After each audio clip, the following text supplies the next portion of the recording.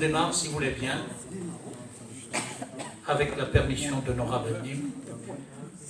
Lorsqu'on a envisagé de préparer ces manifestations pour le 70e anniversaire de l'État d'Israël, on a pensé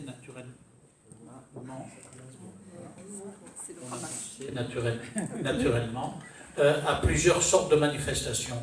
Alors je ne vais pas vous faire tout le déroulé des manifestations, mais en quelques mots, mercredi prochain, mercredi 18, on célébrera Yom HaZikaron suivi de Yom Ha'atzmaut. Tout se fera ici à la synagogue avec la prise de parole des personnalités communautaires et des personnalités civiles. Et ensuite, il y aura un gala de Judith Mergui, qui est une humoriste israélienne d'expression française. Et on a voulu d'abord ce côté souvenir et ce côté festif. Le dimanche qui suivra, le dimanche 22 avril, on a souhaité rassembler une manifestation autour de la jeunesse.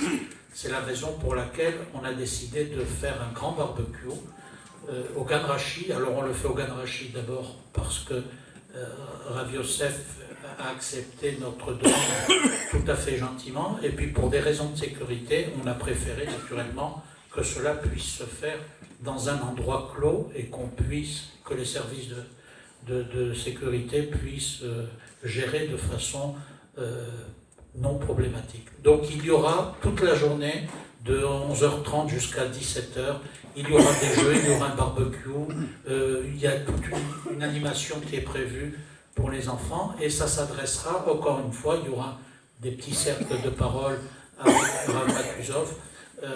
C'est vraiment, encore une fois, là, le côté festif et le côté jeunesse et transmission qu'on a voulu mettre en avant.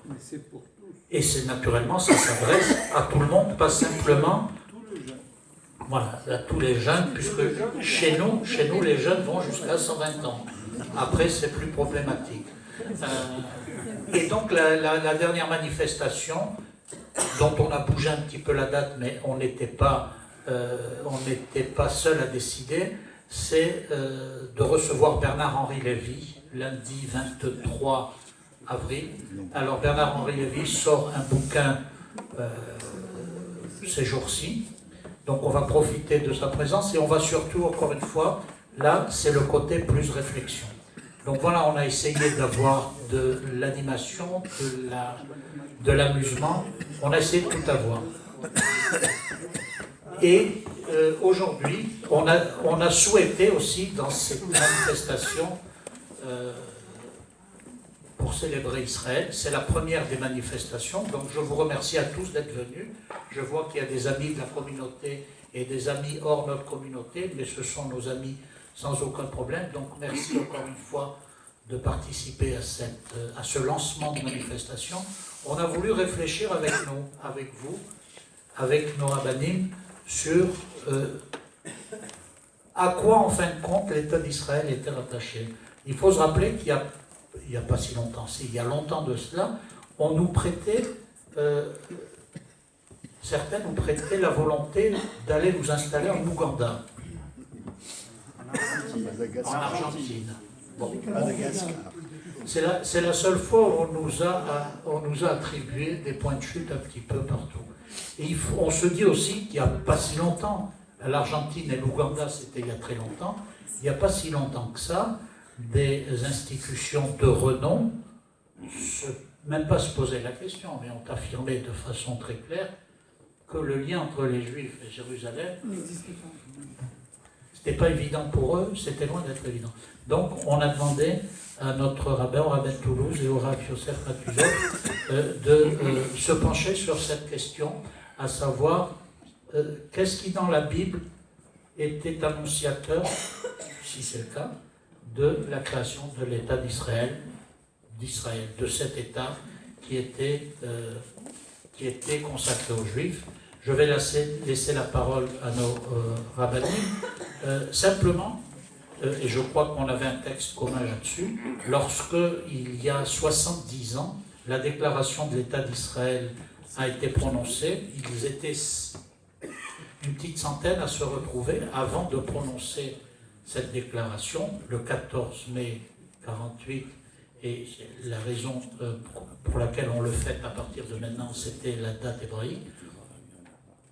Et il y avait des personnes qui étaient encore une fois là pour que la déclaration de l'indépendance soit prononcée, et s'est installé un dialogue entre toutes ces personnes parce que certains voulaient que soit mentionné dans la déclaration d'indépendance de l'État d'Israël une référence à Dieu, d'autres n'ont pas voulu, et au final la déclaration est quelque chose qui était donc celle que nous connaissons, à savoir que la déclaration d'indépendance de l'État d'Israël, nous, membres du Conseil national représentant le peuple juif du pays d'Israël, en vertu des droits naturels et historiques du peuple juif, ainsi que de la résolution de l'Assemblée générale des Nations unies, proclamons la fondation de l'État juif dans le pays d'Israël, qui portera le nom d'Israël.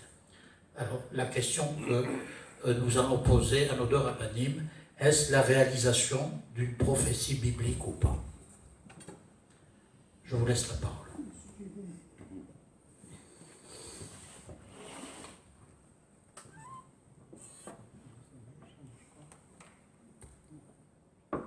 Ça marche, vous m'entendez? Merci Gérald pour ces précisions, pour cette présentation. Merci à tout le conseil d'administration qui s'est penché déjà depuis de nombreuses semaines dans les réunions afin de nous organiser tous ces rendez-vous, toutes ces cérémonies auxquelles nous allons nous réunir et nous allons nous retrouver. Ce sont des moments qui sont importants, d'autant plus cette année car comme nous l'avons dit maintenant, c'est le 70e année de l'État d'Israël et cela est encore beaucoup plus symbolique. Donc je me permets de prendre la parole en premier, bien entendu, nous sommes concernés avec l'accord du Rav Matuzov pour vous faire donc ce petit exposé que j'ai préparé à la demande de Gérald en ce qui concerne l'État d'Israël de manière générale. Et je l'ai fait à ma manière, donc en travaillant sur plusieurs points. Le premier point que nous allons voir, ça va être Israël dans la Torah écrite, dans les livres, dans les 5 livres. Ensuite, nous allons voir Israël un peu dans le Nar, dans les Nevim, les Ketuvim, dans les prophètes, dans les hagiographes. Et puis ensuite, nous allons parler un peu de la Médinat Israël telle qu'elle est aujourd'hui. Et donc, cet exposé va se faire avec ces 3 points-là. On va commencer par le premier point. Le premier point, déjà, on ne peut pas commencer sans commencer par le commencement. Et le commencement, c'est Bereshit. Le premier mot de la Torah, Bereshit, parmi les premiers commentaires de Rashi sur la Torah. On se pose la question, si la Torah est un livre d'enseignement, comme son nom l'indique, Torah, qui vient du mot Hora'a, qui vient du mot enseignement, on aurait dû commencer la Torah par les 613 mitzvot. La Torah aurait dû commencer en nous disant, voici la liste des mitzvot que vous devez réaliser, que vous devez garder, que vous devez accomplir. Pourquoi commencer par des histoires? Pourquoi commencer par Bereshit? Dieu, il a créé le monde, il a créé en 6 jours, le 7e il s'est reposé, et tout le livre de Bereshit finalement ne sont qu'histoires. Alors bien entendu, il y a plusieurs explications, il y a plusieurs réponses, on a énormément à apprendre de toutes les histoires, ce sont des exemples, nos patriarches, Adam, Noé. Donc, il y a énormément de commentaires qui se penchent pour donner une réponse et une explication à cette question. Il y a une réponse qui est très symbolique et qui va lancer un peu le sujet pour lequel nous sommes réunis ce soir. Une des réponses de Rashi, un des commentaires sur la Torah, va nous dire tout simplement, cela vient justement pour l'État d'Israël. Qu'est-ce que ça veut dire cela vient pour l'État d'Israël? Hachem vient nous dire Bereshit bara Elohim. Qui a créé le monde? C'est Dieu. Dieu a créé le monde. Et donc, puisque Dieu a créé le monde, tout lui appartient. La Hachem haaretz umloa. La Hachem pour Hachem à Hachem, haaretz la terre, umloa et tout ce qu'elle contient. Donc Hachem a créé le monde, tout lui appartient. Quand un objet appartient à quelqu'un, il fait ce qu'il veut avec. S'il a envie de le donner, il le donne. S'il a envie de le confier, il le confie. S'il a envie de le garder, il le garde. Il a la possibilité de pouvoir prendre des décisions sur cet objet-là. Quelqu'un qui a une montre, quelqu'un qui a une voiture et qui va partir en vacances et qui ne veut pas que cette montre se fasse voler ou que cette voiture s'abîme parce qu'il va partir plusieurs temps et il ne veut pas que la voiture, le moteur reste inactif, il veut pouvoir continuer à la faire travailler. Avant de partir en vacances, il va la confier à quelqu'un. Mais lorsque la personne va revenir de vacances et qu'elle va redemander cet objet-là, bien entendu, on va lui rendre, parce qu'on connaît le propriétaire.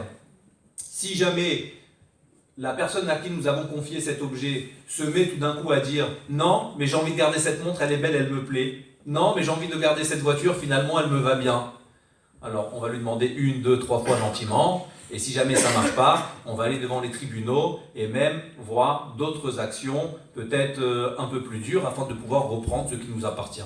Il est marqué clairement dans les commentateurs que une des raisons pour lesquelles la Torah commence par Bereshit bara Elohim, afin de nous apprendre que c'est Dieu qui a créé la terre. Et le monde lui appartient. Si le monde lui appartient, Eretz Israël, la terre d'Israël, lui appartient aussi. Et ça ne revient qu'à Dieu de prendre la décision à qui il veut confier et à qui il veut donner cette terre-là. Le problème de cette terre-là, c'est que c'est une terre qui se mérite. C'est marqué dans les Talmuds, dans la loi orale, c'est marqué dans les traités de Talmud, qu'il y a 3 choses qui s'acquièrent avec effort, avec douleur, avec souffrance et avec difficulté. Parmi ces 3 choses-là, à part l'étude de la Torah, la connaissance de la Torah, le Olam Haba, le monde futur qui s'acquiert aussi sur toute une vie de labeur, il y a la 3e chose qui est Eretz Israël, la terre d'Israël. Et donc il faut mériter pour avoir cette terre. Et la condition que Dieu a donnée lorsqu'il a promis cette terre à Abraham, à Yitzhak, à Yaakov, donc au patriarche, alors il a donné cette condition-là. Cette condition, elle est très simple. Si jamais vous restez dans mes principes, si jamais vous restez dans mes préceptes, si jamais vous respectez et vous gardez les lois que je vous ai ordonnées, alors cette terre, effectivement, elle sera à vous et elle vous appartiendra.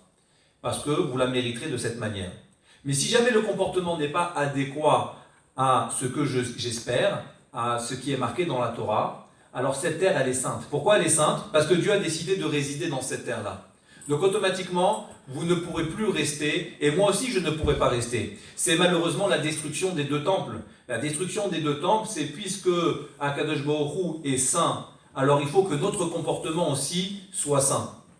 Sur la terre dans laquelle il habite, dans la maison dans laquelle il a décidé de venir habiter. Et si jamais nous ne comportons pas d'une manière qui est sainte, automatiquement nous ne pouvons plus cohabiter avec Akadosh Baruch Hu. Et donc dans ce cas-là, il y a 2 solutions, où nous sommes rejetés de cette terre-là, ou Hachem décide de détruire son temple et décide de détruire sa maison.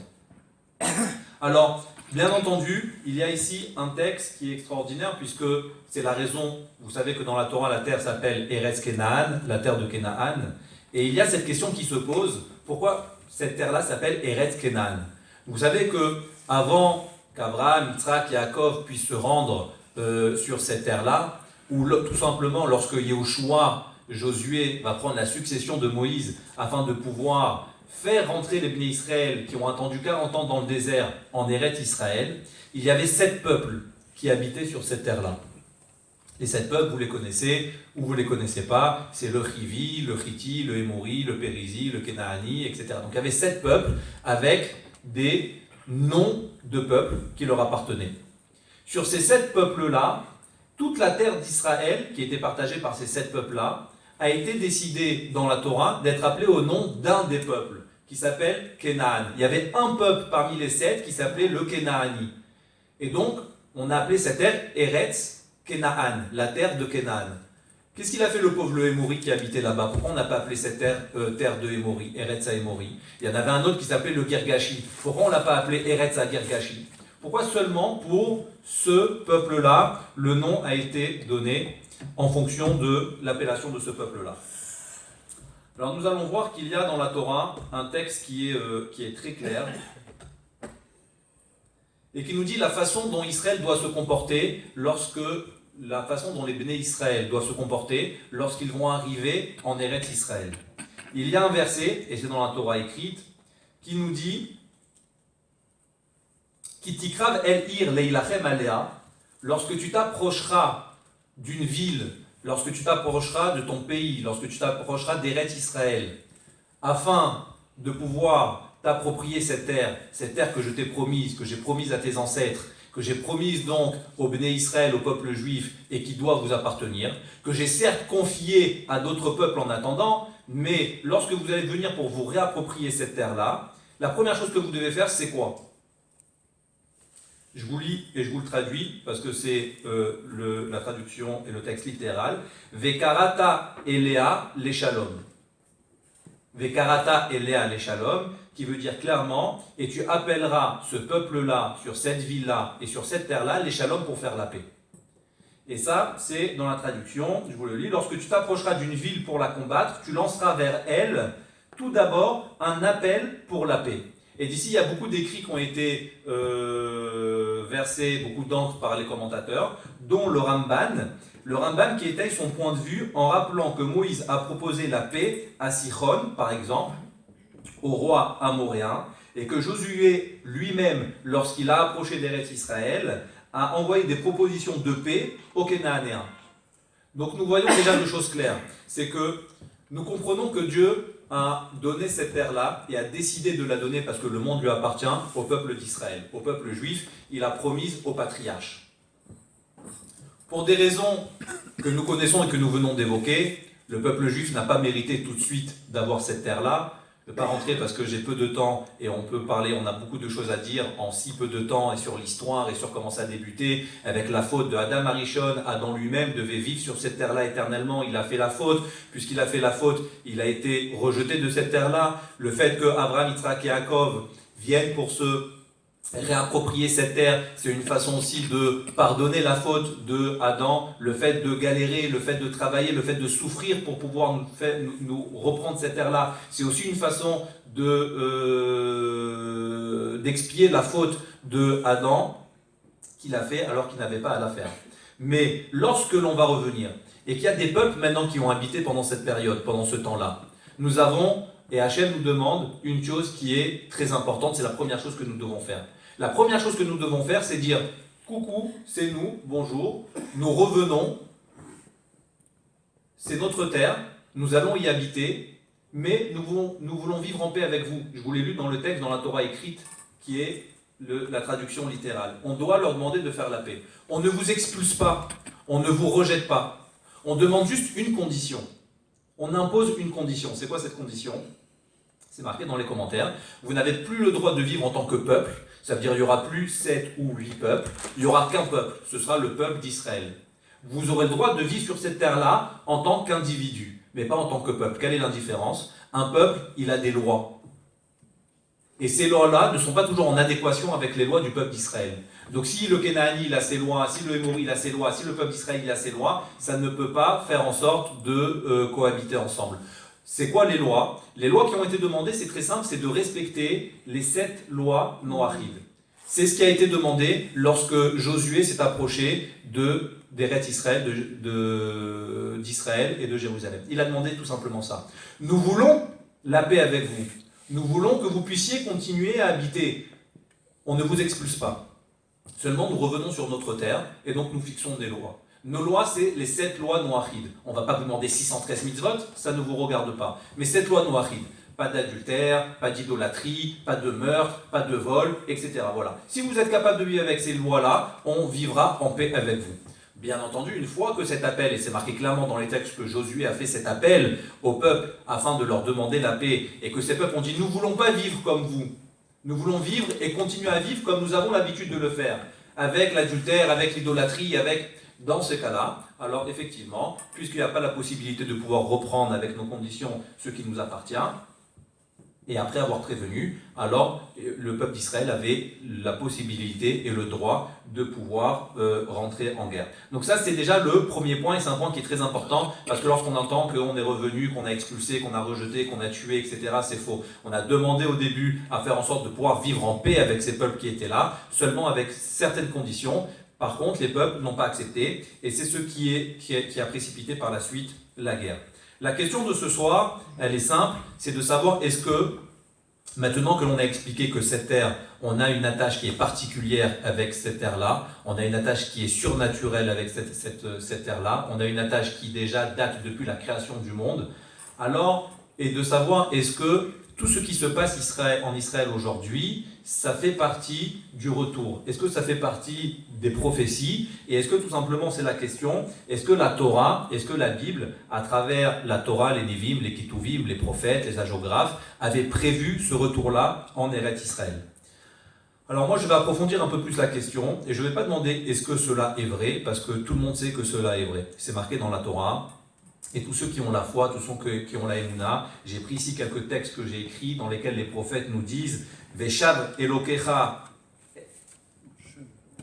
Veshav Hashem Elokecha et Shebutecha. Donc on écrit clairement Vekibetzra Mikol Amim, comme quoi Hashem il va venir, il va nous récupérer parmi toutes les nations, parmi tous les peuples, il va venir, il va nous récupérer, mais lorsqu'il va nous différencier, il va nous récupérer parmi toutes les nations. C'est pour faire quoi? C'est marqué Ve'eviecha Hashem Elokecha el haaretz, Hashem il t'emmènera sur cette terre-là. Donc effectivement il y a un retour qui a commencé par le Harizal il y a plus maintenant de 500 ans, suivi par Rabbi Yosef Karo, celui qui a écrit le Shulchan Aruch, celui qui a composé nos lois, qui a été suivi lui-même par Rabbi Chaim Ben Attar qui est l'Or HaChaim.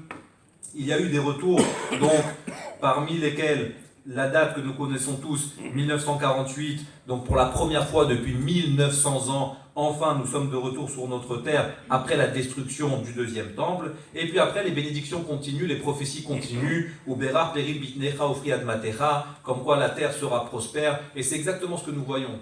Comment est-il possible après 1900 années de pouvoir revenir sur cette terre-là? Vous savez que dans l'histoire humaine, c'est le seul cas. Il y a des pays qui ont été expulsés de leur terre, de leur territoire, après certaines guerres. Il y a des il y a des gens qui ont découvert de nouvelles terres. Christophe Colomb, il est arrivé, il a découvert une nouvelle terre, ils sont venus, ils se sont installés. Mais une nation, un peuple qui a été rejeté de sa terre et qui après 2000 ans a décidé de revenir sur sa terre et il a pu le faire de la manière dont il a fait, c'est unique dans l'histoire de l'humanité. Et ça montre bien qu'il y a un attachement particulier avec cette terre-là. Cette terre-là, cet attachement que l'on a est un attachement qui est irrationnel. Il n'y a pas d'explication à donner proprement pour savoir de quelle manière cet attachement a été fait avec le peuple d'Israël. Si ce n'est que Dieu a décidé de vivre et de construire sa maison, le temple, sur cette terre-là, et qu'il a choisi pour peuple et pour représenter la représentativité de ce qu'est le bien, de ce qu'est Dieu dans le monde, la lumière pour les nations, c'est le peuple d'Israël, et c'est pour cela que nous devons vivre sur cette terre-là, proche d'Akadosh Baruch Hu, proche de Dieu, afin de montrer aux nations la façon dont nous devons nous comporter, la façon dont nous devons vivre.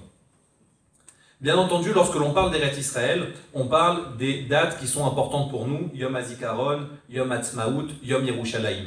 Si vous faites attention, vous allez voir que ces trois dates-là sont tombées un mois et sont tombées le même mois, sont tombées le mois de Iyar.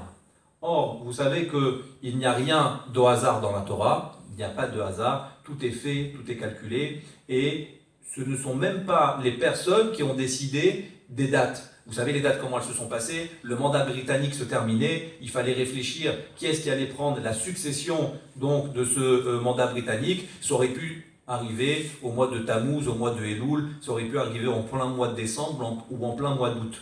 Ça n'a pas été décidé par des décisionnaires ou par des rabbins ou par des élus ou des responsables qui sont juifs. Ça a été décidé par des situations qui ont été extérieures. On n'a pas été les seuls à décider quand est-ce que ces trois dates allaient tomber. C'est pas juste comme on peut l'imaginer. Yom HaZikaron, c'est bien. D'abord, on fait le souvenir pour les soldats. Après, on fait Yom Ha'atzmaut. Et puis après, on fait Yom Yerushalayim. Ça aurait pu tomber à trois périodes de l'année qui sont complètement différentes. Mais la Providence a voulu que cela tombe ce mois-là. Qu'est-ce que le mois de Iyar a de particulier? Le mois de Iyar, vous savez que le nom des mois en hébreu, c'est très particulier parce qu'il n'y a pas de sens où ce n'est pas à consonance juive ou hébraïque.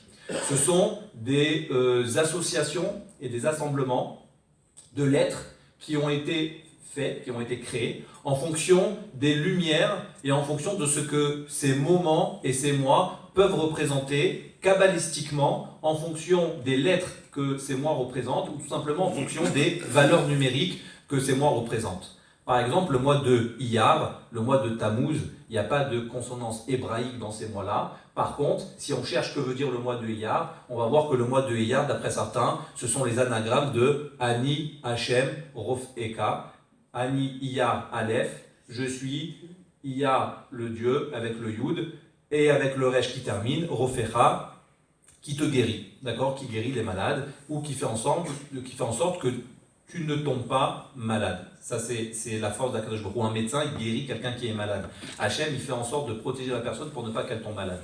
Il y a une autre explication, d'après le Zohar, que j'ai vue, qui est aussi très belle, et qui est aussi exceptionnelle même, c'est que Iyar, ce sont les anagrammes de Abraham, donc par le Aleph du mois, Yitzhak par le Yud, le premier, Yaakov par le deuxième Yud, et ensuite le Resh par Rachel. Pourquoi ces 4 personnages? D'un côté, nous voyons qu'il y a nos patriarches, Abraham, Yitzhak et Yaakov, et d'un autre côté, nous voyons Rachel. À la question que vous allez me poser, pourquoi Rachel parmi les matriarches? Il faut savoir que Rachel a une particularité parmi toutes les autres matriarches. Quelle a été la particularité de Rachel? Je vais vous le dire parce que moi-même, avant de préparer ce cours-là, et c'est pour ça que je remercie Gérald, c'est toujours bien d'être poussé à préparer, on en apprend plus soi-même quand on ouvre les livres et quand on cherche que ce que l'on va donner. Rachel a une particularité, c'est simple et c'est évident, mais il fallait y penser, c'est la seule matriarche à avoir accouché en Eretz Israël. Toutes les matriarches qui ont accouché sont tous nés en dehors d'Eretz Israël. La seule qui s'est précipitée pour accoucher et qui a eu la naissance d'un enfant sur la Terre Sainte, c'est Rachel. Et cet enfant, le dernier, c'était Binyamin. Et d'ailleurs, c'est pour ça que Binyamin a eu le mérite que les temples soient construits sur son territoire. Et en plus de cela, bien que la royauté a été donnée à la descendance de Yehuda, nous savons bien que le premier roi d'Israël a été Shaoul, et que Shaoul descendait de la tribu de Binyamin. Donc il a eu le mérite de faire en sorte que le premier roi d'Israël descende de sa tribu. Donc Rachel a un lien particulier avec la terre d'Israël que les autres matriarches n'ont certainement pas, puisqu'elle a accouché en Israël. Abraham, Yitzhak et Yaakov ont aussi un lien qui est très particulier avec Eretz Israël, parce que c'est marqué dans le Zohar, dans des enseignements kabbalistiques qu'a écrit Rabbi Shimon Bar Yochai, il y a déjà des décennies de cela, comme quoi il va avoir 3 grands retours des Juifs sur la Terre Sainte. 3 retours. Il ne va pas avoir moins, il ne va pas avoir plus. Parmi ces retours-là, le premier va être celui de Abraham. Et celui de Abraham, c'est lorsque les Bnei Israël vont sortir d'Égypte et qui vont, après 40 années dans le désert, rentrer en Eretz Israël pour la première fois, avec le mérite d'Abraham, la construction du premier Beth Amikdash. Malheureusement, il va être détruit. Le deuxième retour va être celui de Babylonie. Une fois que le Beth Amikdash a été détruit et que les Bnei Israël, les Juifs ont été envoyés en exil, il va y avoir ce deuxième retour des Juifs de Babylonie avec la construction du deuxième Beth Amikdash qui a été reconstruit par le mérite de Yitzhak. Malheureusement, celui-là aussi va être détruit. Et ensuite, il y aura le troisième. Le troisième va être celui de Yaakov. Et celui de Yaakov, c'est écrit donc dans le Zohar qu'effectivement celui-là, le mérite de la construction du troisième Beth Amikdash par notre patriarche Yaakov, celui-là, il va être éternel. Celui-là, il ne sera jamais détruit. Alors toute la question est de savoir, est-ce que nous sommes dans cette situation ou pas? Est-ce que nous sommes dans la situation où le retour que nous avons en ce moment en Eretz Israël est annonciateur du troisième Beth Amikdash, ou est-ce que cela n'a rien à voir? Vous allez me poser la question, mais pourquoi cela n'a rien à voir? Nous voyons bien qu'il y a un retour en Eretz Israël. Alors, je sais que des fois ce sont des sujets qui fâchent, mais il faut dire les choses telles qu'elles sont dans la Torah. Sans polémiquer, ce n'est pas le sujet de ce soir. Eretz Israël qui est vu dans la Torah, d'abord ce ne sont pas les mêmes frontières qu'il y a aujourd'hui avec l'État d'Israël. Deuxièmement, Eretz Israël qui est vu dans la Torah, c'est une terre qui est gérée selon les principes et les lois de la Torah. À l'époque de David Améler, à l'époque de Salomon, le roi David ou le roi Salomon, il y avait un Sanhédrin, il y avait donc une maison de juges dans lesquels ils se réunissaient, 71 juges, il y avait le Beth Amikdash, il y avait les sacrifices, et donc ces juges-là devaient rendre des jugements en fonction des actions des Béné Israël. Donc la loi qui régnait en Eretz Israël, c'était la loi de la Torah. Aujourd'hui, nous voyons bien que la loi qui règne en Eretz Israël n'est pas la loi de la Torah. Sinon, il y a beaucoup de choses qui ne se seraient pas passées. Malheureusement, lorsque, et sans citer de nom, parce que ce sont des grands personnages qui ont fait énormément pour la Médinat Israël, mais lorsque l'on est venu annoncer que l'on avait trouvé pour la première fois une prostituée en Eretz Israël, ce grand dirigeant a dit « Eh bien c'est super, c'est une bonne nouvelle, nous sommes enfin comme toutes les nations ». Lorsque nous voyons que la Gay Pride du monde entier se réunit pour défiler à Jérusalem, l'endroit le plus saint, et arriver à la fin du défilé au Kotel, nous voyons bien que ce sont des choses, et on peut en parler, mais je ferme la parenthèse parce que ce n'est pas le sujet, qui ne sont pas tolérées ou qui ne sont pas acceptées en tout cas dans la Torah, qui sont interdits. Alors, après, maladie, pas maladie, comment se comporter avec ces gens-là parmi le peuple juif, c'est un sujet qui est à part entière, on pourra en parler, mais ce sont des pratiques qui sont interdites dans la Torah. Et nous voyons bien qu'aujourd'hui, l'État d'Israël n'est pas gouverné avec les lois mêmes de la Torah. Donc c'est pour ça qu'on peut se poser la question à savoir, d'un côté, il y a ce retour depuis 1900 années qui font que depuis que le Beth Amikdash, le deuxième temple a été détruit, qui nous donne espoir et qui nous fait dire que oui, nous sommes un retour sur la terre d'Israël. D'un autre côté, c'est la question qui a été posée pour le cours de ce soir. Est-ce que ce retour-là est le retour dont parlent les prophètes et dont parlent les prophéties? Ou est-ce que c'est un retour qui a été provoqué par autre chose et ce ne sont pas les prophètes qui en parlent? Alors il faut savoir que parmi les prophéties, nous avons dit que nous avons une attache avec cette terre-là. Et quoi qu'il arrive, c'est une terre qui est très très très convoitée. D'ailleurs, c'est pour ça que parmi toutes les appellations de la terre d'Israël, la terre d'Israël s'appelle Eretz Chemda. C'est quoi Eretz Chemda? C'est une terre qui est convoitée. Il faut savoir qu'à l'époque de Josué, il y avait 31 rois sur la terre d'Israël. Comme ça, le Midrash nous dit. Alors, les Midrashim posent la question en nous disant, mais il y avait 7 peuples.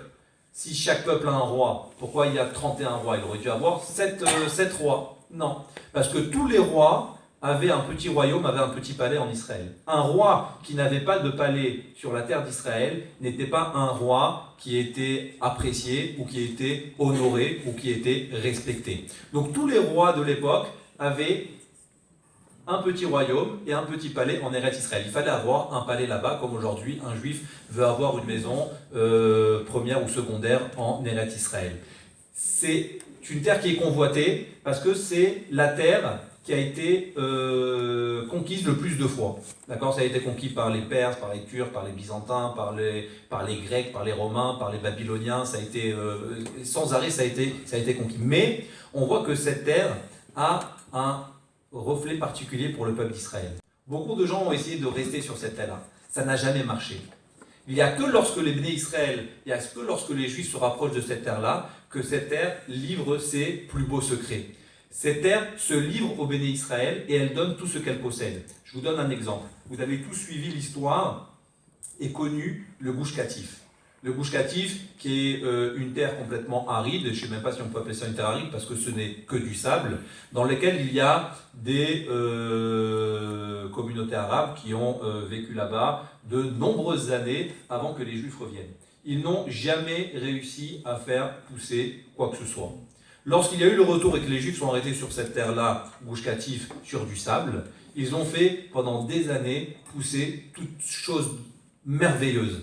D'ailleurs, tout le monde voulait acheter là-bas les salades Gush Katif, etc. Pourquoi? Parce que c'était les seuls endroits dans lesquels on n'avait pas besoin de vérifier les salades. D'accord, il y avait des tampons, pourquoi il n'y avait pas besoin de vérifier? Parce que ça ne venait pas de la terre. Lorsque ça vient de la terre, c'est sale, il y a des petites bêtes, etc. Ça venait du sable, il n'y avait pas vraiment besoin de vérifier. Il y avait le tampon Gush Katif, on prenait, on pouvait cuisiner. Donc pendant des années, ils ont fait ça. Lorsque malheureusement, il y a eu ce mur de construction, et que malheureusement ou bien heureusement, puisqu'il a été fait pour la protection, et que ce mur de construction venait à exclure la partie de Gush Katif, tout le monde a pu voir des vidéos qui ont fait énormément mal au cœur sur des militaires qui venaient pour prendre et pour sortir tous les Israéliens qui habitaient dans ce quartier, qui habitaient là-bas. Et depuis, il n'y a plus rien qui pousse.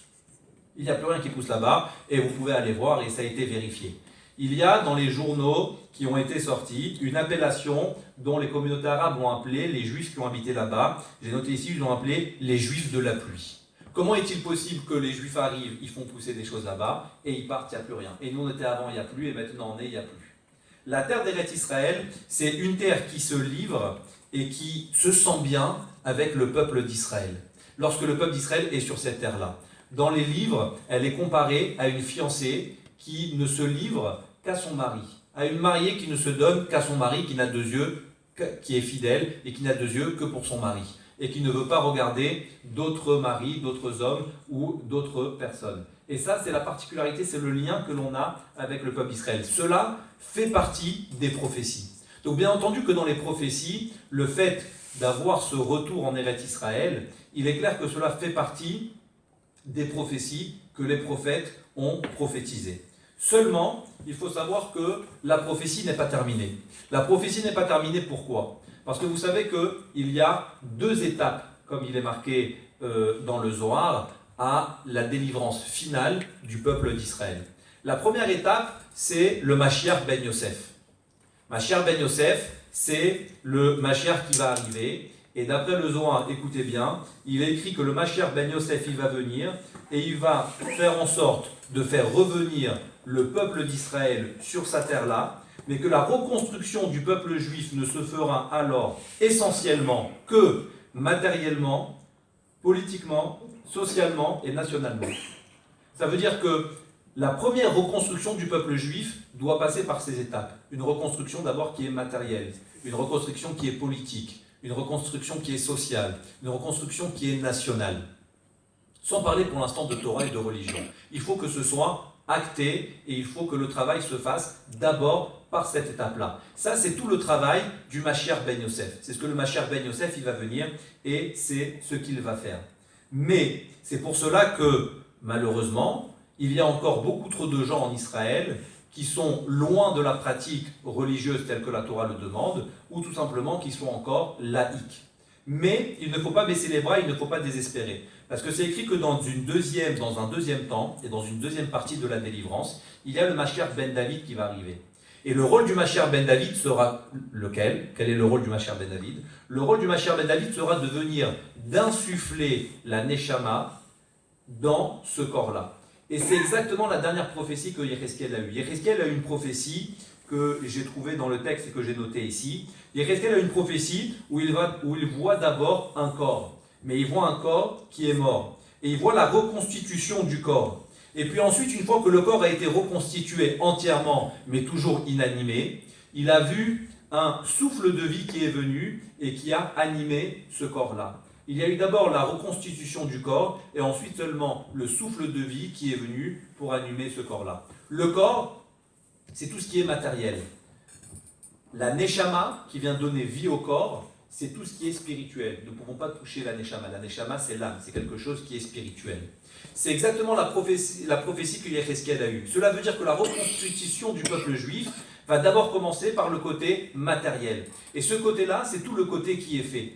Par contre, il faut savoir que ce n'est pas fini. Il y a maintenant tout le côté du travail du Mashiach ben David qui va venir et qui va faire le travail de la deuxième partie, qui est la délivrance au niveau spirituel. Et cette partie-là, elle est tout aussi importante.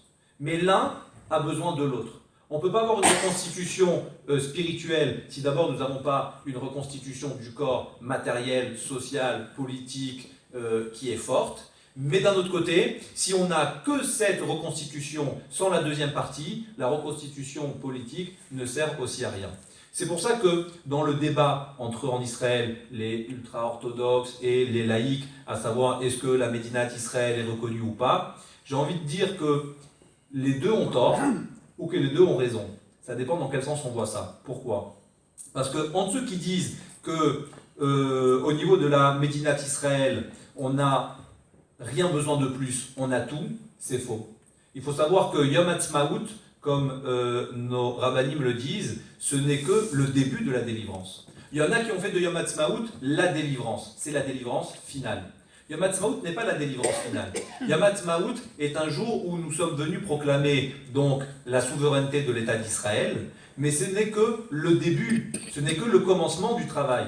J'ai envie de dire comme un bar mitzvah qui vient, qui a 13 ans. Beaucoup de la bar mitzvah font un aboutissement. J'ai 13 ans, j'ai fait ma bar mitzvah, c'est terminé. Le statut de bar mitzvah, c'est un statut de 13 ans que l'on a jusqu'à la fin de notre vie. Lorsqu'on est bar mitzvah, le travail commence. Tout comme un converti. Lorsqu'une personne se convertit pendant 2 ans et fait des efforts incommensurables, une fois qu'on a le papier de la conversion, on se relâche, c'est terminé, j'ai eu ce que je voulais. Et j'ai l'habitude de dire aux convertis, il faut savoir que le travail commence à partir du moment où tu as le papier. Parce que le papier, ce n'est que le commencement, ce n'est que le début. Yom Ha'atzmaut n'est que le début du travail. C'est la première partie de la reconstitution du peuple juif, qui est la reconstitution du Mashiach Ben Yosef. Et qui doit se faire, comme on a dit, à travers donc, le social, le politique, et le matériel, et au niveau national. Donc, c'est un peu entre les deux. Ça veut dire que d'un côté, oui, cela concorde et cela est coordonné par rapport à ce qui est marqué dans les prophètes, que ce qui se passe en ce moment en Israël, ce qui se passe dans la Médina d'Israël, est exactement ce que les prophètes ont prophétisé. D'ailleurs, pour terminer sur une providence qui est extraordinaire, que j'ai écoutée, c'est le Yom Ha'atzmaut. Yom Ha'atzmaut, chaque année, tombe la 3e semaine du Homer. Je ne veux pas rentrer dans les détails parce qu'encore il faudrait rallonger pour expliquer c'est quoi le Homer. Vous savez qu'à partir de Pessah, nous commençons à compter le Homer et les 3 premières semaines du Homer sont attribuées comme les Sheva Ushpizim, d'après la Kabbalah, donc Abraham, Yitzhak, Yaakov, et donc le Yom Ha'atzmaut a été décrété sans avoir fait en sorte que les gens qui l'ont fait puissent réfléchir à cela. Les gens qui ont déclaré Yom Ha'atzmaut et comment ça s'est passé avec la communauté internationale, ça m'étonnerait qu'ils savaient c'est quoi le Homer et que les Abraham, Yitzhak, Yaakov, que la 3e semaine était celle de Yaakov. Et Yom Ha'atzmaut tombe la 3e semaine. D'après beaucoup de commentaires, j'ai vu et j'ai lu que ça a aussi une signification. Que Yom Ha'atzmaut est tombé la 3e semaine du Homer qui est celle de Yaakov, et nous avons expliqué que le 3e Beth Amikdash, le 3e temple, allait être construit aussi de Yaakov. Donc c'est certes le début du retour de peuple juif. Donc ce n'est pas nous avons rien, comme certains orthodoxes refutent et se veulent de dire, c'est le début du retour. Mais d'un autre côté, ce n'est pas tout, comme les laïcs veulent dire et veulent se suffire de ce qu'il y a en Israël. Ce n'est que le début du travail. Et nous, chacun d'entre nous, nous devons continuer à faire en sorte, parce que nous avons tous un rôle à jouer dans la venue du Mashiach et dans la reconstitution du peuple d'Israël au niveau spirituel avec la venue du Mashiach Ben David. Donc j'espère que cet exposé a répondu à la question. Pour ma part, d'après les textes que j'ai lus et cet exposé sur lequel j'ai travaillé, oui, ce qui se passe aujourd'hui a un lien direct avec les prophètes et avec les prophéties. Seulement, il ne faut pas s'arrêter là. Ce n'est que le début. Nous sommes à la première phase et nous espérons, Bezrat Hashem, rapidement que la 2e phase, celle où il va y avoir un vent de Teshuvah, où chacun va essayer d'améliorer son comportement au quotidien, en règle, en fonction de la halakha et en fonction de ce qui est marqué dans la Torah, afin de faire en sorte que le Mashiach Ben David puisse venir et puisse compléter définitivement, et puis qu'on puisse avoir la délivrance définitive, afin d'être reconnu, peuple d'Israël, souveraine sur notre terre d'Eretz Israël. Merci.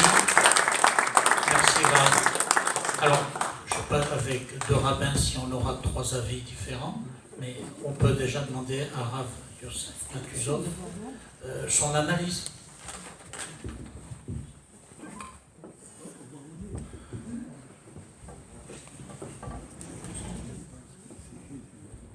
Merci au rabbin Naïm Doron, parce que tout a été déjà dit. Mais, ça, c'est un bon moment. voilà. Mais il reste quand même à dire, sinon la Torah serait très limitée. Et grâce à Dieu, ni la Torah est limitée, ni Israël est limité. Nous avons un texte très beau qui dit que Dieu a donné la terre d'Israël, Nachalat Olam, un héritage éternel qui veut dire infini, à Amolam, au peuple éternel. Cela ne s'est pas démenti jusqu'à aujourd'hui que nous sommes le peuple éternel. Et on vient de le dire dans la Haggadah Vehi She'amda. Effectivement, c'est cette promesse de Dieu. De quelle promesse on parle? Vehi El. C'est la promesse qui est citée juste avant dans la Haggadah, qui est la promesse d'abord à Abraham, qu'il y aura une descendance, quand il pensait ne pas avoir. Miraculeusement, il a eu un fils, Yitzhak, sur lequel Dieu dit « Ki be Yitzhak yikare lecha zara » Ki be Yitzhak, en Yitzhak.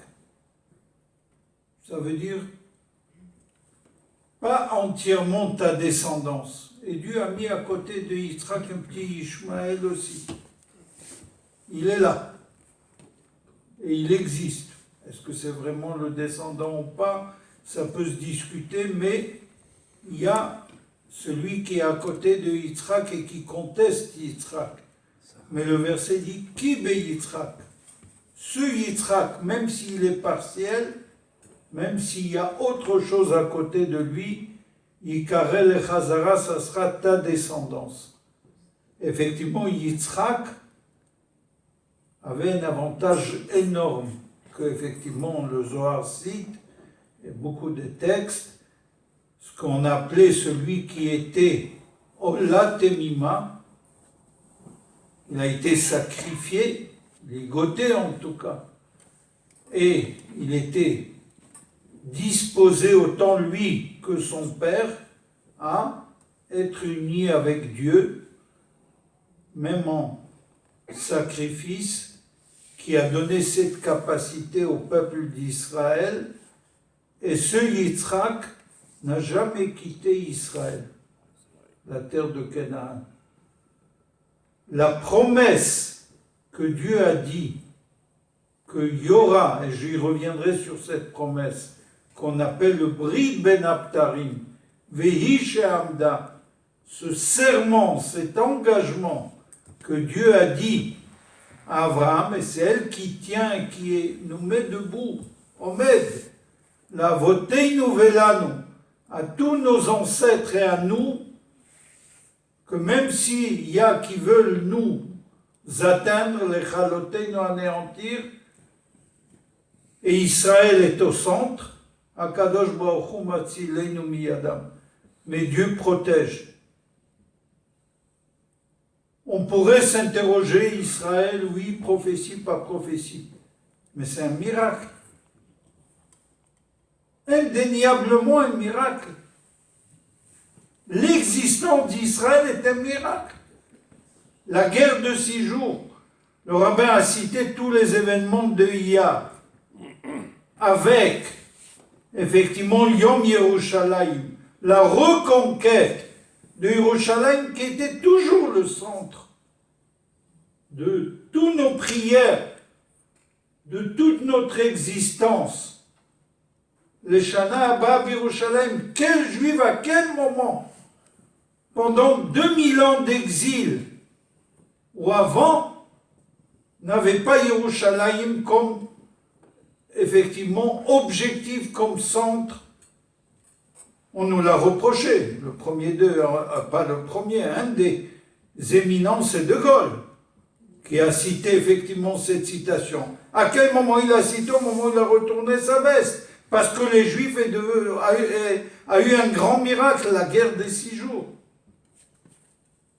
Et toute l'existence d'Israël est un miracle. Sa création, son maintien, jusqu'à aujourd'hui. L'armée d'Israël, tout ça, c'est vraiment quelque chose de miracle. Alors, parler de prophétie et effectivement, les prophètes en parlent, on peut en parler, on peut trouver par-ci, par-là des textes. Dans le Talmud, il y a des longues pages dans le Talmud, dans Ktubot, dans Gittin, dans d'autres traités, où on parle effectivement d'Israël par, effectivement, des parties morcelées qui seront données à Israël dans le temps, dans la surface, etc. On peut trouver beaucoup de textes, que ce soit, comme on a dit, dans les prophéties, dans l'ensemble du Tanakh, de la Bible, ce qu'on appelle, ou effectivement dans les textes même oraux, etc. On peut tout trouver. Mais je pense que toute prophétie reste quand même quelque chose de mystérieux et a différentes manières d'être interprétée. Et on peut l'interpréter, mais on ne connaît pas la finalité. Et ce n'est pas parce qu'on a compris, à un moment c'est réalisé, et on pense que cela est la réalisation, que la prophétie s'arrête. C'est une éternité aussi. Elle a peut-être une autre étape. elle a peut-être une autre dimension, un autre niveau d'application qu'on ne sait pas. Donc, ça serait hasardeux de vouloir dire il y a, oui, telle ou telle prophétie qui nous donne cette indication. On va se préserver de cela, bien que nous avons, comme je l'ai dit, certaines indications, mais on va rester dans la réalité. Oui, prophétie. Oui, la présence de Dieu. Et par le fait, par la réalité des événements, par la réalité de l'existence. C'est une existence qui a donné une renaissance au peuple d'Israël après la Shoah. Alors d'autres diront, oui, c'est la Shoah qui a produit Israël. D'autres diront, c'est les nations, l'ONU. Une discussion même, et Gérald s'est permis de le citer, oui, le nom de Dieu, pas le nom de Dieu, etc. C'est vrai, et il faut l'admettre, comme a dit le rabbin, les orthodoxes, les religieux, qui ont souffert aussi par la Shoah, mais ce n'étaient pas les pionniers du sionisme et du retour à Sion, bien qu'il y en a eu beaucoup. Et de tout temps, et le rabbin vient à citer tous ces gdolim et tous ces grands de toute génération qui ont effectivement prôné et ont fait des mouvements de Aliyah. Eux-mêmes et ont réalisé avec des élèves, etc. Le problème n'est pas à situer ou à discuter est-ce que oui ou non. Mais la réalité est qu'il y a une présence divine, qu'il y a une présence divine. Cette présence divine, elle est prophétisée. Elle est prophétisée. Je vais vous citer un verset, entre autres, parmi tant de versets et tout ce qui a été déjà cité. C'est un verset dans Devarim, le Deutéronome, chapitre 11, et toute une série de versets qui est très intéressant à voir. Il y a au début de la paracha de Ekev déjà, où Moshe, le Deutéronome, vous le savez très bien, vous le situez, c'est la période de la fin de 40 ans du désert, où le peuple d'Israël s'apprête. Devarim, c'est Moshe qui parle, et les Advarim, Asher Diber Moshe, Moshe Rabbeinu, notre maître, et donc Moshe, c'est par Dieu qui ne va pas rentrer pour telle raison ou autre raison, ce n'est pas maintenant notre propos, mais il ne va pas rentrer en Israël. Il est le berger d'Israël, il les amène vers Israël, il dirige tout le trajectoire, mais lui-même ne rentrerait pas. Il doit passer le relais à son élève fidèle Josué qui va faire la conquête d'Israël. Alors, il les prépare à cette rentrée en Israël. Alors, dans cette paracha de Ekev, il parle beaucoup de toutes les qualités d'Israël. Dieu va t'amener, le début de Ekev, là c'est dans le chapitre 7 et 8, Dieu va t'amener vers une bonne terre, une terre de fleuves, d'eau, de sources, qui vont jaillir dans les montagnes, dans les plaines. Eretz Chita Osora, tout le monde connaît, c'est une belle chanson. Terre de blé, d'orge, vignes, toutes sortes de fruits, zet shemen ou dvash, etc. Une terre où rien va manquer, toutes les bonnes choses qui sont dites dans ce verset. Mais je veux m'arrêter effectivement sur un verset qui nous dit que effectivement avoir cette terre et telle que nous l'avons aujourd'hui, ça ne peut pas être quelque chose du hasard et dû à telle circonstance ou autre circonstance. Tout a contribué. Oui, le rabbin a cité la Gemara, la souffrance fait partie des choses par lesquelles on peut mériter Israël. Loin de nous de pouvoir dire que c'est la Shoah, bien sûr souffrance. Pour ceux qui ont disparu, et nous sommes à la veille du Yom HaShoah, pour ceux qui ont survécu, et qui ont passé cette période. Mais de vouloir dire que c'est la raison et cette souffrance répond à la Shoah, ça serait injustifiable. On ne peut pas justifier une telle chose. Même vis-à-vis de Dieu, nous n'avons pas le devoir de porter des justifications et de dire, voilà, oui, j'ai compris, je n'ai rien compris, je ne comprends pas. Et je revendique.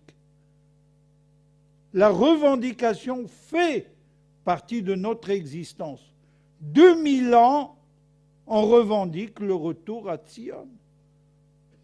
On revendique la reconstruction d'Israël et de Jérusalem.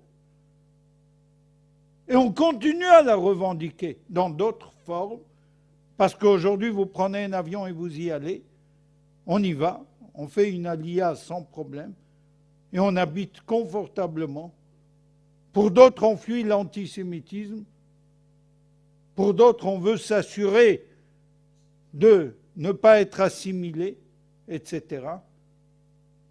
Toutes les raisons sont bonnes, mais il y a quelque chose de fondamental qui est derrière tout cela, qui est le toile de fond, c'est l'attachement viscéral qu'un juif a avec Israël. Dieu a donné cette terre éternelle à un peuple éternel. Et ça vient de Dieu éternel qui nous a transmis par la Torah. Sinon, vous savez, on ne saurait rien du tout. Nos références et nos sources sont la Torah. Et donc, nous dit ce verset quelque chose d'extraordinaire. Eretz asher Hashem Elokecha doresh ota tamid. Une terre, Eretz. On va en Eretz. Tout le monde sait ce mot. Même celui qui ne comprend pas l'hébreu sait.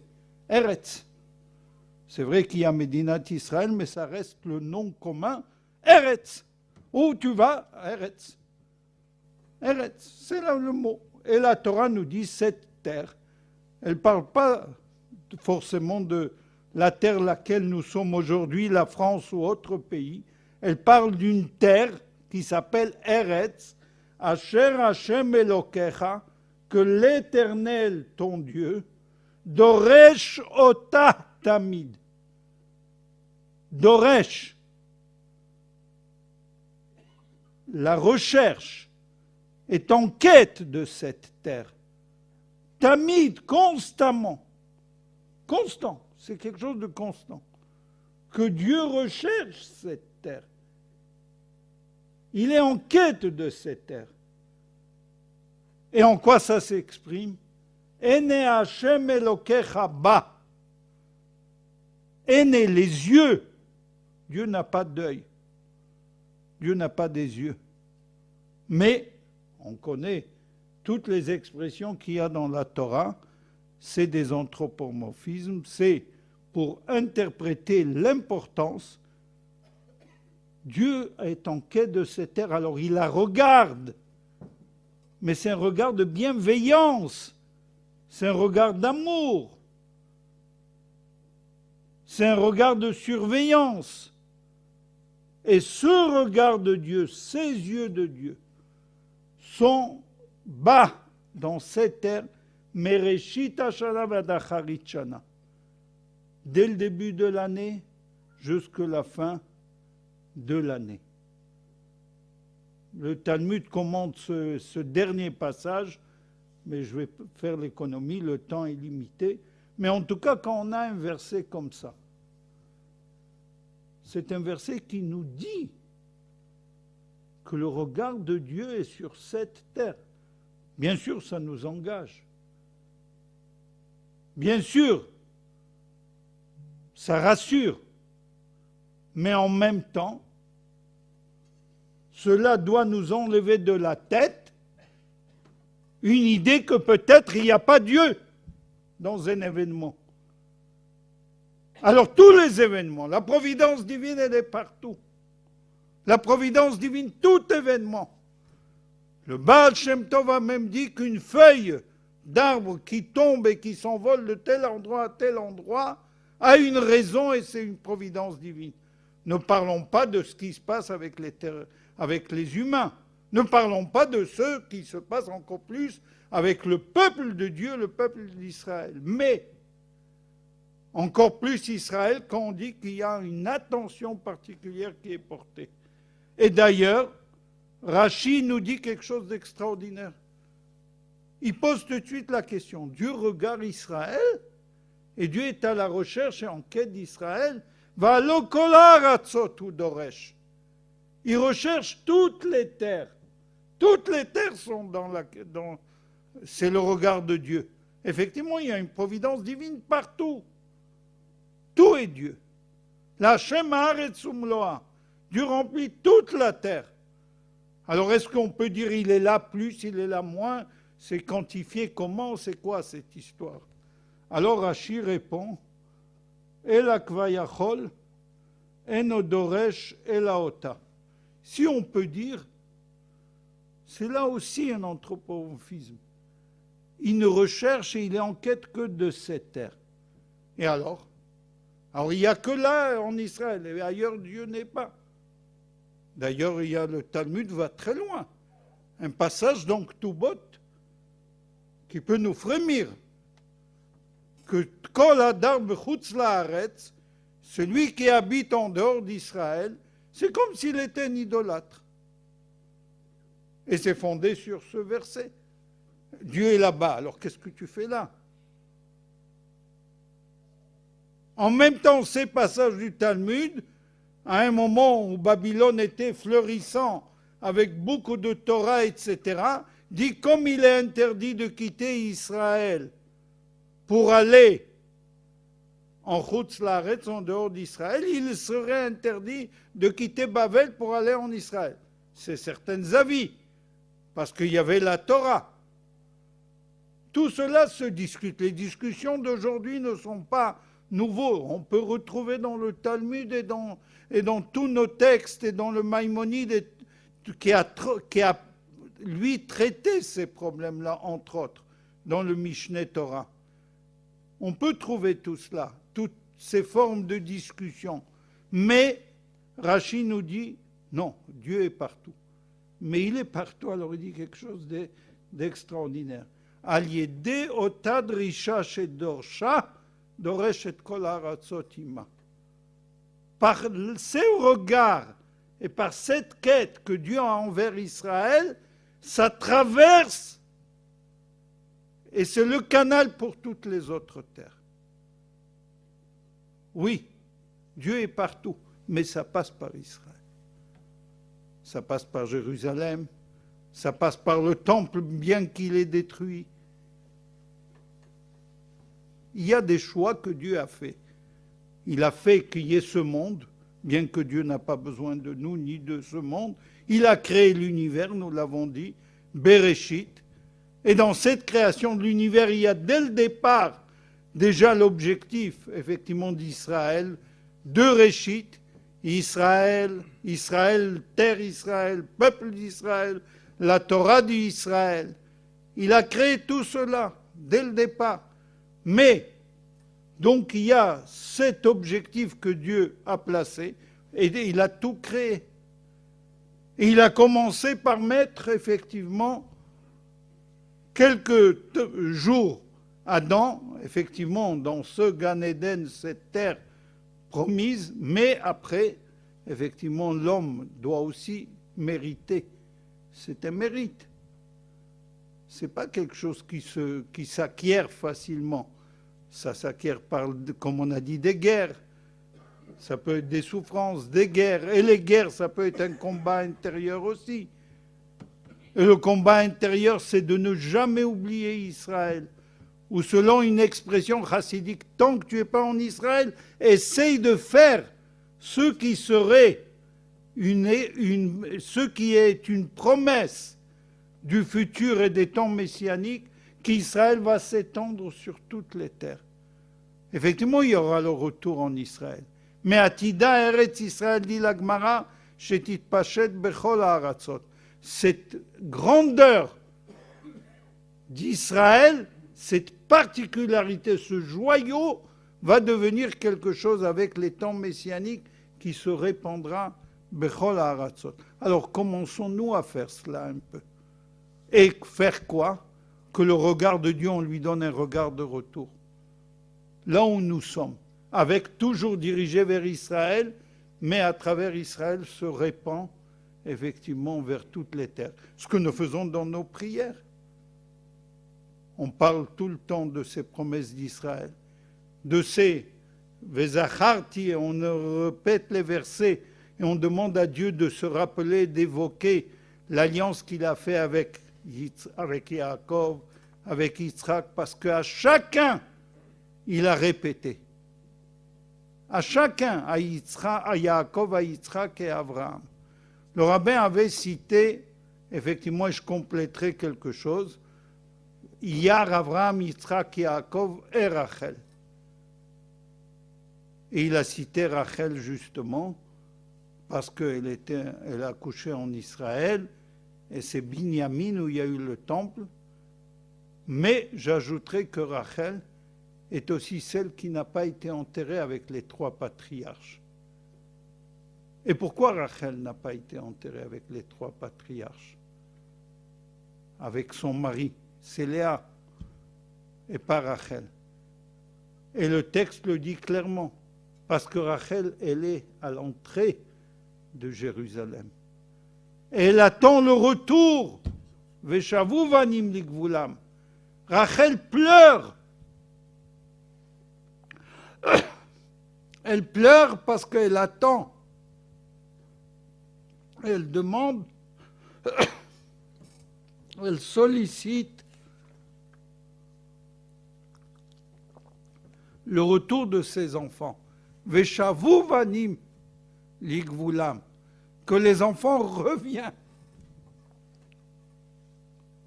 Ligvulam à leur frontière, à leur lieu de prédiction, là où est leur place. Et ça, c'est aussi la matriarche de Rachel. Effectivement, Iyar vient nous le rappeler aussi avec cette indication de Rachel. C'est un petit supplément avec votre permission. Donc, effectivement, c'est très important, effectivement, de voir. Et ce Rachi est clé. Aujourd'hui, tout tourne autour d'Israël. Un bombardement en Syrie, inconnu, c'est qui? C'est Israël.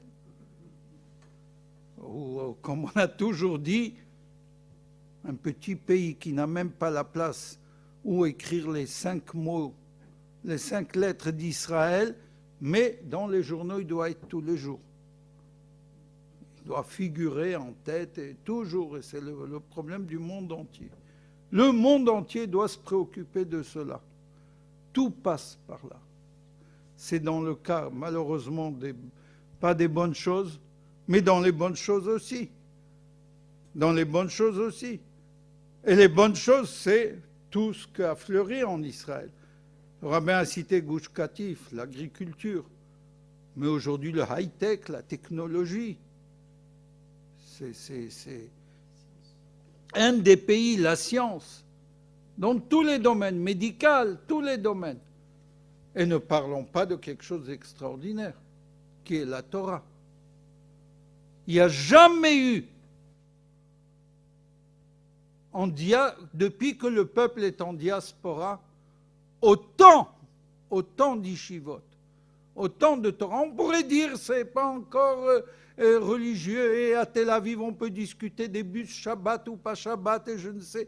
Tout peut se discuter.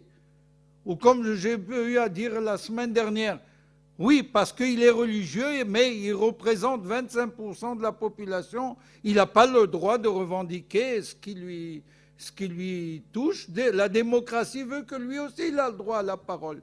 Et ce n'est pas parce qu'il porte une barbe ou un chapeau ou un shtraimo qu'il n'a pas le droit de dire « Eh bien moi je veux que dans ma rue et dans ma ville, le Shabbat soit respecté ». Il fait partie des 25% ou des 30% de la démocratie. Effectivement, le débat, ils ont le droit à tous les débats. Et tous les débats sont légitimes. Mais une chose est importante, de savoir qu'il y a beaucoup d'ishivot, qu'il y a beaucoup d'études, des chachamim et tout. Et ça aussi, c'est quelque chose d'extraordinaire, qui fait partie des miracles de Dieu. Et tout cela passe à travers Israël. Et effectivement, depuis maintenant des décennies, 70 ans, effectivement, les choses vont, des fois, peut-être pas en évoluant, mais majoritairement, il faut regarder plus le verre plein que le verre vide. Et effectivement, ça n'empêche pas qu'on puisse avoir la critique. Quand on nous dit « mais vous êtes d'accord avec Netanyahou », etc. Oui, on est d'accord. Mais on a le droit de ne pas être d'accord. En Israël, il y a beaucoup qui ne sont pas d'accord. Peu importe. Ça, c'est un débat. Et l'introduction était qu'effectivement, là, il y a 2 rabbins, il peut y avoir 3 avis. On le dit pour l'ensemble des Juifs. Donc, le problème ne se pose pas. Grâce à Dieu, on a quelque chose dans la tête. Et on a le droit de dire et de penser, et de contester. Ça fait partie de notre existence. Moshe Rabbeinu a été contesté, c'est pas grave, ça fait partie. Lui-même a contesté quand il fallait contester. Ça existe, mais ça fait partie de notre ADN, je dirais. Mais il faut quand même regarder tout ce qui est positif. Et oui, prophétie, parce que c'est la terre que Dieu protège, que Dieu regarde, et il continuera à la protéger à travers elle, le monde entier, et il amènera à travers elle la paix au monde entier. Merci. Merci Rav Matuzov. Merci Monsieur le rabbin. Quand on avait initié cette première manifestation, on se disait si le lien allait prendre entre des hommes de religion et Israël. L'exposé que vous avez fait introduit bien la ferveur qu'on espère retrouver tout au long de ce mois de célébration des 70 ans d'indépendance de l'État d'Israël. Mais encore une fois, merci parce que vous nous avez encore une fois démontré qu'on peut parler de religion, qu'on peut parler d'Israël, qu'on peut parler des deux en même temps, avec ferveur, avec beaucoup de précision, d'explication, et ça augure du mieux possible le début de ces manifestations. Donc encore une fois, merci à vous. On te remercie à toi et à toute l'équipe d'avoir commencé effectivement par ce qui est l'origine, la Torah. Alors si vous voulez, pendant un petit quart d'heure, si vous avez des questions à poser à nos rabbinim, il n'y a pas de souci, je peux même vous prêter... Les mains se lèvent. Habituellement, je peux même vous prêter un micro. En général, on dit que la première est toujours la plus difficile. Là, il n'y a pas eu de... Roger ? D'abord, merci. Ça a été un vrai bonheur de vous entendre. Je voudrais juste poser 1 ou 2 questions qui sont peut-être un peu la même, à savoir, est-ce qu'il existe dans l'ADN, comme Youssef vient de le dire, ou est-ce que dans la nature même, dans l'identité même du juif, la notion d'exil ? Est-ce qu'il n'y a pas nécessité d'un exil ? Est-ce que ça n'a pas été nécessaire à Abraham de s'exiler de sa terre natale pour pouvoir aller vers lui-même et vers la découverte de la terre de Canaan ? Est-ce qu'il n'y a pas une espèce de voyage initiatique nécessaire pour pouvoir aboutir à acquérir son identité ? Ça, c'est le premier temps de question. Et le deuxième, c'est Israël, c'est bien celui qui a combattu Dieu dans le combat avec l'ange. Comme s'il y avait nécessité de se battre encore et encore, toujours, pour pouvoir mériter, en fait, la terre d'Israël. Je voudrais avoir votre avis là-dessus. Vous voulez répondre ? Oui. Sur la première question, il est évident que la première révélation à Abraham, malgré tous les efforts et toutes les épreuves qu'Abraham a surmontées, mais la Torah commence par Lech Lecha. Va vers une terre inconnue. Il lui dit même pas où. Vers toi. Ça veut dire effectivement, c'est dans ton intérêt, c'est à toi-même, mais c'est quand même effectivement Et d'ailleurs, plus tard, il lui dit, ta descendance va être dans une terre étrangère, etc. On vient de prendre les 4 vers. Les 4 vers signifient les 4 expressions qu'il y a, les 4 coupes, je parle du Seder. Et ça correspond aux 4 expressions qu'il y a, Veotseti, Veitzalti, Vegalti, Velakarti. Je vous sortirai, je vous délivrerai, etc. Je vais vite. Mais il y a un 5e qui, aujourd'hui, on le fait avec le vers d'Eliyahu. Veveti etrem. Je vous amènerai vers la terre. Donc, effectivement, tout cela est un passage, effectivement. Et ça fait partie de l'épreuve, de l'enfantement et de la souffrance qui est, effectivement, la source qui amène finalement la délivrance, comme un accouchement, d'ailleurs. Et quant à la deuxième question, le combat est ce que j'ai dit, par exemple, par rapport à ce verset que j'ai mis l'accent, que la terre d'Israël, c'est le regard de Dieu.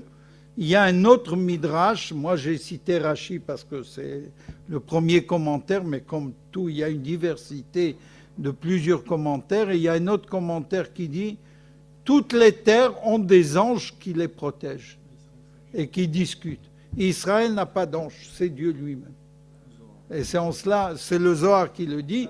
Donc, voilà, on n'a pas besoin d'intermédiaire. Alors, effectivement, il y a cette protection de... Alors, merci encore une fois pour tout cet exposé. Peut-être le rabbin veut ajouter quelque chose par rapport à ces questions.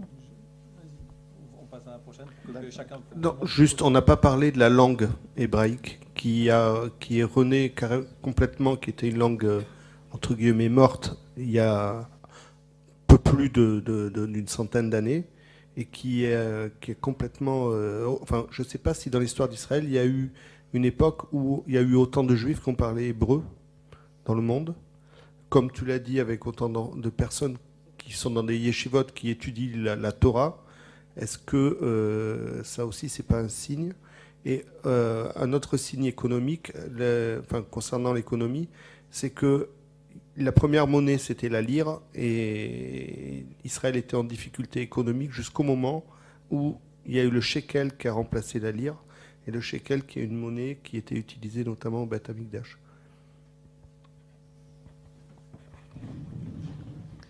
Alors, en ce qui concerne la première question, la première intervention, juste une petite précision, et je vais dans votre sens en disant qu'il est marqué dans les commentateurs que le peuple d'Israël a eu le mérite de sortir d'Égypte grâce à 3 choses qu'ils ont gardées malgré les 49 degrés d'impureté auxquels ils étaient arrivés.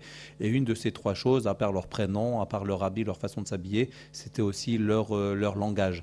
Alors, hébreu, pas hébreu, mais il est sûr que lorsque le peuple juif garde sa façon de parler, garde son langage, garde sa culture et garde sa langue, c'est ce qui a permis de pouvoir être sauvé d'Égypte. Donc, est-ce que c'est un signe ou pas? Je suis pas à la hauteur d'affirmer oui ou non, mais est-ce que c'est quelque chose de bon? Est-ce que c'est quelque chose de bien? Est-ce que c'est quelque chose qui nous amène dans le bon sens, à savoir de garder notre façon de parler, de nous appeler ou notre langage? C'est quelque chose, c'est un signe qui est bon coureur en tout cas. Et pour la deuxième, le shekel, c'est exactement ça aussi. On parle du mahatita shekel, on parle du shekel, on parle de cette monnaie à l'époque du temple, à l'époque du Beth Amikdash. Et ce sont aussi des signes qui s'inscrivent dans cet état d'esprit, qui s'inscrivent dans cette continuité. Dans la continuité de ce que le rabbin vient de dire, ce qui est intéressant, c'est sûr que je partage tout à fait que l'hébreu est devenu une langue parler. Après, c'est pas la Shona Kodesh. Mais c'est pas le Lashon HaKodesh encore, mais c'est l'hébreu. Mais je veux dire, c'est sûr qu'il y a là quelque chose de très positif. Mais ce qui est intéressant, c'est de savoir que pendant toutes les années de la diaspora, les Juifs ont créé leur langage, malgré. Il y a eu le judéo-arabe, il y a eu le yiddish, il y a eu le ladino, etc.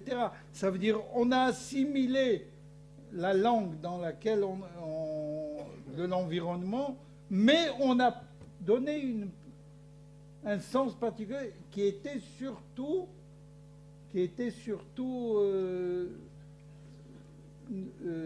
je dirais, impliqué par des mots d'hébreu, par des mots d'origine, etc. Et c'est devenu des langues, c'est devenu des... Et ça rejoint tout à fait ce que vient de dire le rabbin. C'est sûr qu'aujourd'hui, avec l'hébreu, c'est tout à fait autre chose. Oui, ce que j'ai à dire, ce n'est pas exactement une question, mais c'est une constatation frappante. Ceux qui nous connaissent, ma femme et moi, savent que nous ne sommes pas de la communauté juive, mais nous sommes de grands amis du peuple juif et d'Israël. Je suis pasteur protestant évangélique et j'étais frappé par une certaine convergence dans notre pensée ce soir, malgré des différences de nos croyances et nos traditions. Nous avons fait un voyage en Israël, ma femme et moi, au mois de février.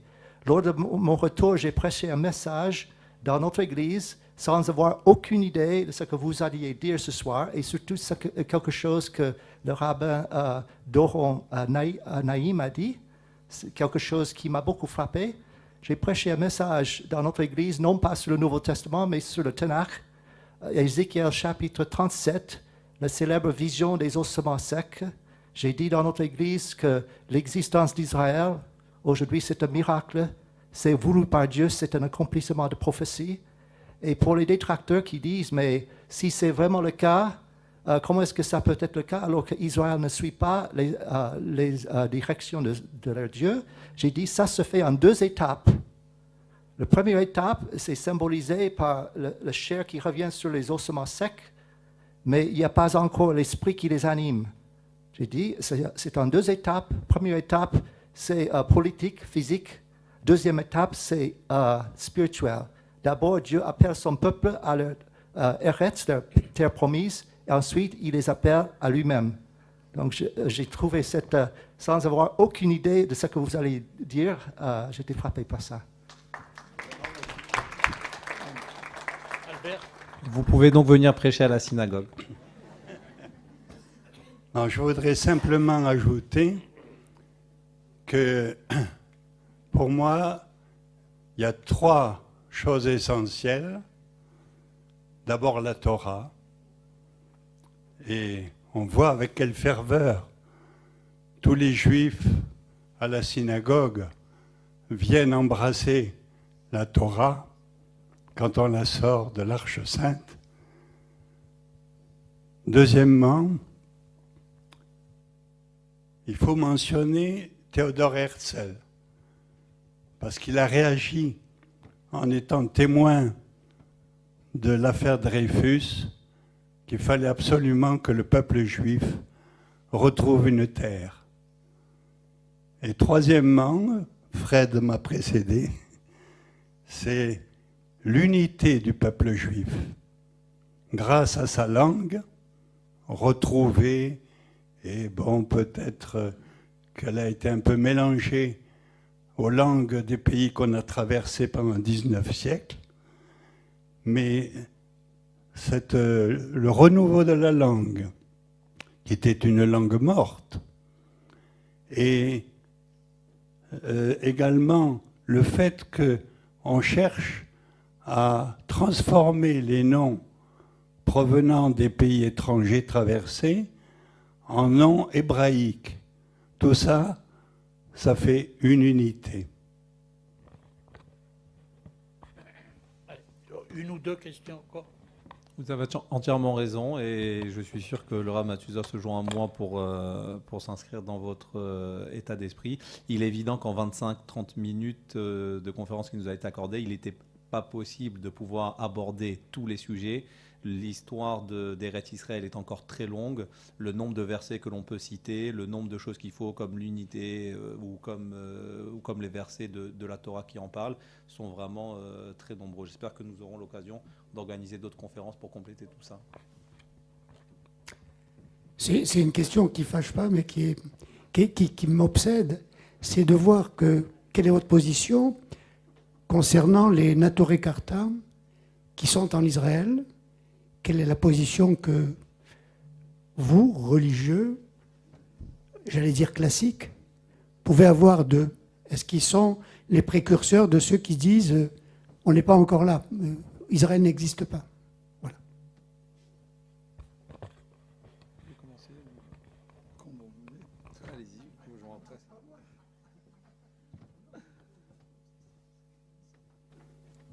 Aussi curieusement, est-ce que tu sais la traduction du mot Nitore Karta? Voilà. Nitore Karta en araméen, ça veut dire ceux qui surveillent, qui protègent, qui gardent Karta, la ville. Qui leur a donné ce nom? Est-ce qu'ils eux-mêmes se l'ont donné mais en tout cas, ils ont une idéologie qu'on ne partage pas du tout, et c'est condamné par l'ensemble des rabbinim. Leur ennemi juré, je le dis, c'est les Lubavitch en premier. Voilà. Donc, effectivement, mais tout en leur honneur, eux, dans leur idéologie, ils protègent l'entité d'Israël à être ce qu'elle devrait être. Et que tant que Mashiach n'est pas là, pour eux, ils se fondent sur un passage du Talmud que on ne peut pas aller combattre et conquérir Israël, etc. Ça fait partie des serments.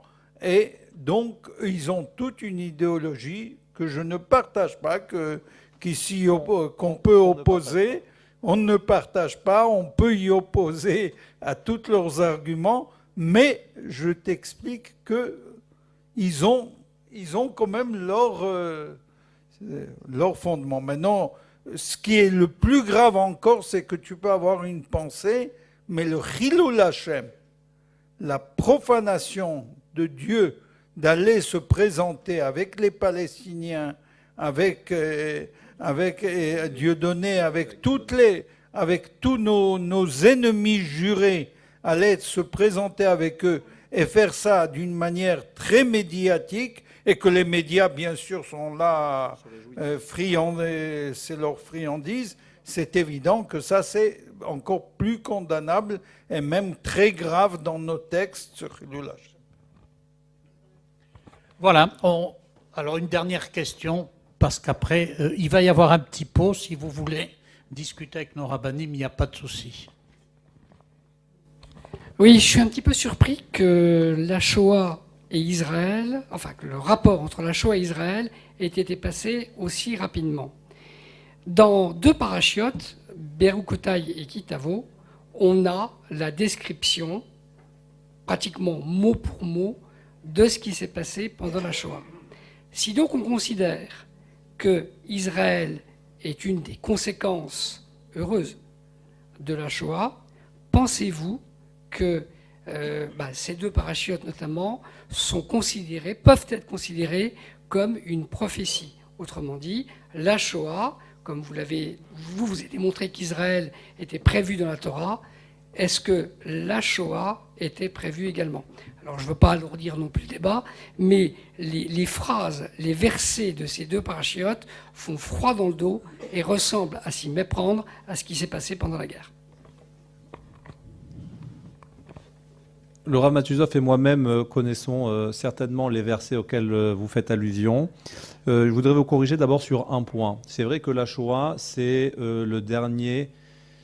la dernière grande tragédie et le dernier grand massacre qu'il y a eu au sein du peuple d'Israël. Et c'est pour ça que c'est ce qui nous touche, puisque nos parents ont vécu ça, nos grands-parents, certains qui sont encore vivants. Mais il faut savoir que ces versets-là, si on a une vision un peu plus générale et plus globale, ne sont pas visés que sur la Shoah. Dans l'histoire juive, il y a eu l'Inquisition. L'Inquisition, il y a des Juifs qui ont été brûlés sur des bûchers, qui ont été brûlés vivants sur des bûchers en place publique. Il y a eu des gens qui ont été martyrisés. Il y a eu les pogroms. Il y a eu les croisades. Il y a eu les Romains. Prenez les textes un peu et lisez ce que les Romains ont fait. en tuant et en assassinant de manière très douloureuse, en violant les femmes, etc. Donc quand on lit un peu les malédictions de ces parachiotes, nous, on assimile ça à quelque chose qui nous parle et que l'on a vécu donc tout de suite à la Shoah, mais d'une manière plus générale, ce sont des malédictions qui ont pu déjà et que l'on peut assimiler à d'autres époques dans le peuple juif et pas seulement la Shoah. Ça, c'est déjà un premier point. Pour ne pas dire que c'est une prophétie qui est propre qu'à la Shoah, c'est une prophétie qui est marquée dans la Torah écrite, comme vous l'avez cité, dans ces Berukota et Kitavo, dans les parachiotes des klalotes, des malédictions, mais qui, à mon sens et à mon avis, peuvent avoir aussi une reconnaissance à d'autres époques où il y a eu des massacres vraiment terribles, aussi terribles que la Shoah, qui se sont passés. Après, le lien qu'il y a à faire avec la Shoah, peut-être les avis peuvent diverger à ce niveau-là. Comme je le dis, on avait prévu avec Gérald de parler 25 minutes et de laisser un quart d'heure de questions. Donc il est très difficile en 25 minutes de vouloir, même les pages que j'avais préparées, je les ai coupées de moitié parce que j'ai vu que le temps était déjà terminé. C'est une question qui est très très très difficile à juger. On le parle entre nous, mais je me vois mal devant une assemblée de personnes qui ont vécu la Shoah et leur dire finalement c'est une bonne chose parce que grâce à cela on est arrivé en terre d'Israël. Je pense qu'il y a d'une manière ou d'une autre, Hachem avait prévu de faire en sorte qu'il y ait ce retour en Eretz Israël parce que c'est une prophétie, c'est quelque chose qui est prévu. La manière dont Hachem a voulu faire en sorte que ça se passe, c'est propre à lui. Nous ne sommes personne pour pouvoir interpréter cette manière en disant est-ce qu'il fallait que ça passe par là ou pas. On sait qu'il est marqué dans les textes que le Mashiach peut arriver de deux manières. Il peut arriver d'une manière qui est violente ou il peut arriver d'une manière qui va être une manière qui est beaucoup plus apaisante. Et c'est écrit que cela dépend des mérites du peuple d'Israël. Si le peuple d'Israël fait teshuva avant que le Mashiach arrive, le Mashiach peut arriver sans qu'une goutte de sang ne soit versée. Si jamais le peuple d'Israël n'est pas encore à la hauteur, malheureusement on va être obligé de passer par des caparotes, par des expiations, afin de pouvoir faire en sorte que le Mashiach il arrive.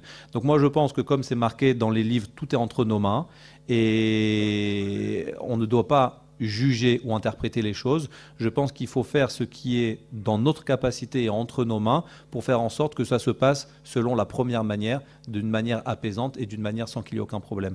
On parle sur un grand maître, peut-être le Ramatuzov connaît, qui a dit quand il était jeune, je vais changer le monde, et puis après en grandissant, il s'est aperçu que ce n'était pas possible, il a dit je vais changer déjà mon pays.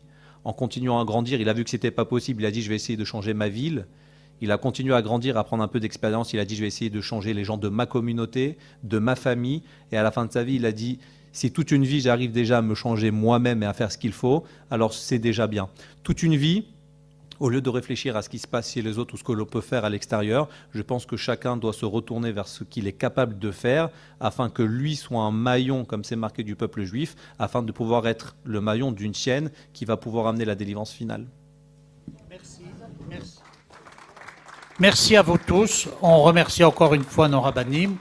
Je donne une précision que Roger m'a demandé de communiquer. La célébration du Yom HaShoah, mercredi 11 avril, demain, c'est-à-dire à 19h à la synagogue Palapra et jeudi à 12h à la Stèle des Justes au Jardin des Plantes. Voilà. Je vous remercie encore une fois. Il y a une petite collation.